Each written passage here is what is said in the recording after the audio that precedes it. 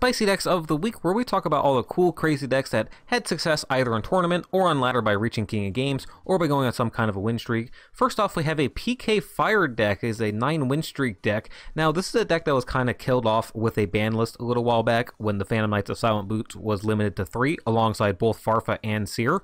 But now with Silent Boots coming off the ban list, this deck is sort of viable again. So we're able to run 3 copies of the Phantom Knights boots, along with 2 Seer and 1 Farfa in here, and we're using Mind of the Plana to go with the Farfa as well. Interesting that we can, even with only 1 copy of it, it's still so powerful being able to banish your opponent's monster and then get rid of it from the duel completely. That Mind of the Plana still finds use in here as our skill of choice here. Of course, we have 1 Tour Guide from the Underworld in here, 2 Phantom Knights of Ancient Cloak, and 2 Phantom Knights of Ragged Gloves. You could probably play with these ratios a little bit on which Phantom Knights monsters, how many of each you're running. We also have 3 Skarman here, 3 Phantom Knights of Silent Boots, 2 Seer, 1 Farfa, 2 Libic, we have 2 Alec, 1 Rubik giving us access to the Synchro monster, and then 1 Barbar rounding out the monsters. We have 3 Book of Moon, 3 Forbidden Lance, 2 Phantom Knight's Wing, and 2 Ballista Squad. Interesting that we don't have a ton of traps or spells that get effects when you mill them to the graveyard, other than the Phantom Knight's trap card, but Book of Moon and Lance are just so powerful. In our extra deck, we have 1 Virgil, 2 Dante, 1 Beatrice, 1 number 70 Malevolent Sin, and 2 Phantom Knights of Breaksword.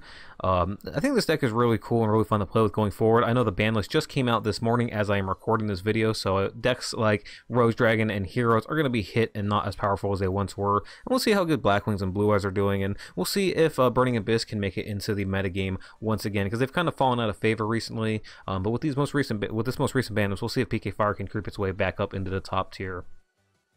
Next up, we have an Ancient Gear deck. This one's kind of interesting. Our skill Battle Ancient Gear really allows us to play this deck as we are here. So let's go ahead and just read the skill off for you if you've never seen it before. Each of the following effects can be used once per turn and twice per duel. So one of them, during this turn, you can normal summon or set an Ancient Gear Golem or Ancient Gear Golem Ultimate Pound without tributing. And then the other one is if you control an Ancient Gear Golem, set a polymerization to your field from outside of your deck. At the end of the turn, shuffle back in. And you have to have like 12 Ancient Gear monsters to activate it. So basically, we have 6 monsters that have 3,000 attack points and 3,000 defense points that we can just summon to the board at any point without needing the tribute summon with our skill. And it's actually searchable too because we have the Ancient Gear Wyvern, right? Normal summon this, you get to add a Ancient Gear Golem from your deck to hand. So you get that free summon there. And we do have access to our fusion monsters as well via the skill being able to set the polymerization from our deck to the board. But the other really nice thing about summoning these Ancient Gear Golems, especially the original one where when you attack, your opponent can't activate any spells or traps until the end of the damage step, preventing them from using like Wall of D or Drowning Mirror Force or anything like that. We can also use Concentrating Current on it, which is going to make these Ancient Gear Golems jump up to 6,000 attack points, so easily enough to OTK your opponent in Duel Links where you only have 4k life points. So Concentrating Current can be absolutely devastating in this deck. Overall, though, I have to say it's pretty cool. We also have another access to fusion summoning with the Hunting Hound as well, being able to fusion summon it into our Ancient Gear monster. So get into the deck list, we have 3 of the Ancient Gear Golem Ultimate Pound, 3 of the normal Ancient Gear Golem, 3 of the Ancient Gear Hunting Hound, 3 Ancient Gear Wyvern, which fills out our 12 monster requirement for the skill, 2 Book of Moon, 2 Consecrating Current, 2 Compulsory Evacuation Device, 1 Canadia, and 1 Floodgate. And then in our extra deck, we have the Ultimate Ancient Gear Golem, we have 2 of the Ancient Gear Howitzer, we have 1 Heavy Armor Train Iron Wolf, 1 number 47 Nightmare Shark, and then we have the 1 Super Quantum Mech King Great Magnus alongside the number 27 Dreadnought to summon it with its effect. Next up, we have a Dragunity deck. Now, Dragunity also got support recently with Dragon Ravine coming out, as well as the other new Tuner monster and the Dragunity Legatus. So you got a lot of new support cards recently, which are really powerful. Oh, and the Synchro monster as well. A ton of new support cards. Hasn't been able to push Dragunity back into the metagame at all, but nonetheless, though, the deck still has some really powerful plays that you can do. It's a pretty simple deck to play as well, so it's easy to learn if you're a newer player.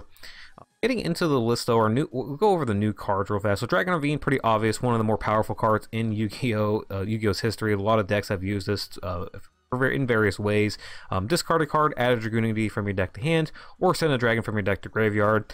It lets you fill out either requirement that this deck needs by either giving you a summon effect like Dragunity Duck, so you can go into your go into your synchro plays, or dump the tuner you need in your graveyard, so again you can go into your synchro plays with it. So adding a ton of consistency. In addition to that, we also got Dragunity Legatus, which is going to let you blow up spells and traps now.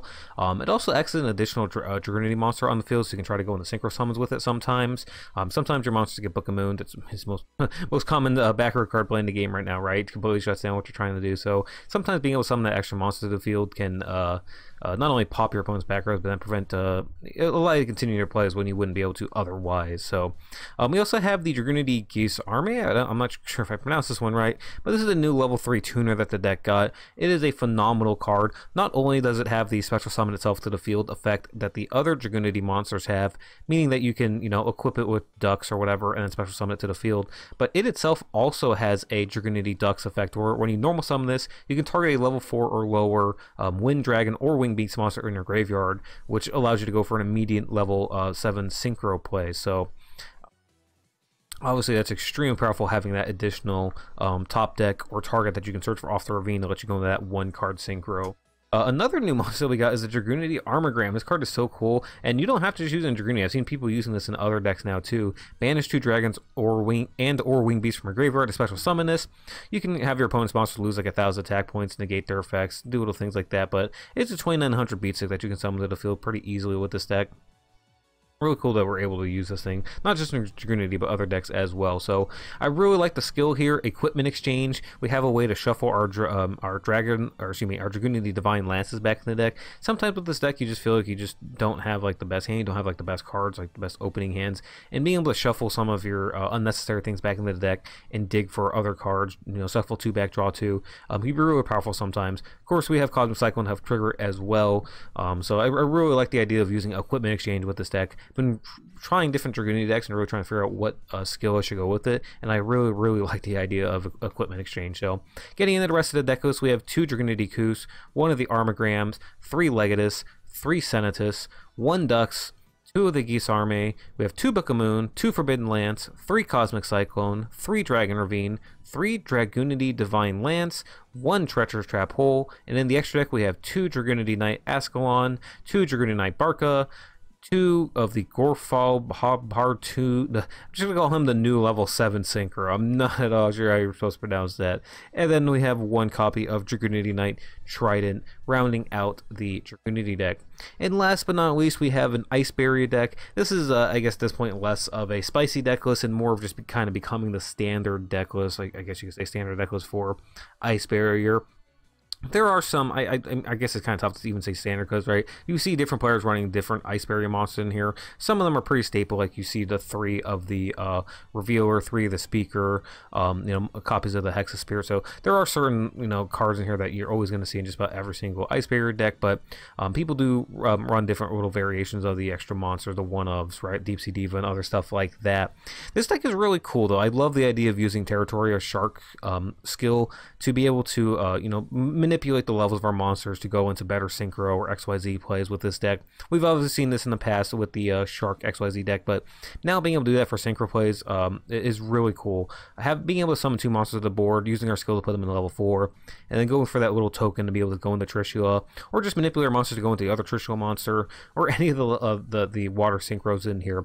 Really, at this point in Duel Links, we've gotten so many more now good water-type monsters when you consider the new Trishula monsters, and the number 27 Dreadnought as well, which came out fairly recently in the Gustav box a few months back. So having access to these additional XYZ monsters makes a deck like this really powerful, and I'm glad that we're able to use this skill effectively with it. So of course, this deck also has tons of consistency with the Medallion of the Ice Barrier. Can't forget that. Ridiculously powerful spell card, being able to search out whatever Ice Barrier you need from your deck. And it's not even a hard once per turn either, which is pretty ridiculous. I think this card came out before Konami was doing a lot of those hard limit ones. So anyways, getting into the deck list, we have 1 Deep Sea Diva, 1 General Raiho of the Ice Barrier, 1 General Wayne of the Ice Barrier, 3 Revealer, 3 Speaker, we have 1 Strategist, 1 Zuijin, 1 Prior, 2 Hexa Spirit, 1 Warlock, 1 Dewdark. We have 3 Medallion of the Ice Barrier, 1 Freezing Chains of the Ice Barrier, and 3 Winds over the Ice Barrier.